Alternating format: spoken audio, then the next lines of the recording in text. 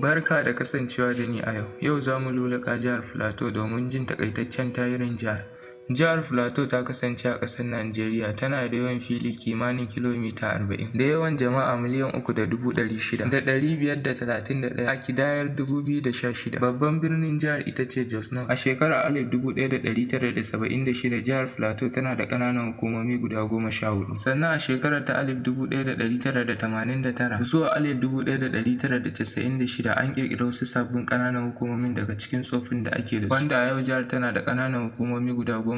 Yaren da aka fi amfani da shi a jihar shine yaren Hausa da Biram da dai sauransu. Taken da ake wa jihar shine gidan zaman lafiya da yawon bude ido. Duk da cewa jihar ta kasance akwai manyan duwatsuna, amma akwai kyawawan gun shakatawa, inda Simon Bakolale shine gwamnan jihar ta Filato tun daga 2015 har zuwa yanzu 2022. Ka kasance da ni a shiri na gaba domin samun daɗaɗɗen labarai, amma don Allah ka danna mana subscribe sannan ka danna alamar ƙararrawa ta yadda muna ɗaura sabon shiri zai zo gare ka. Na gode.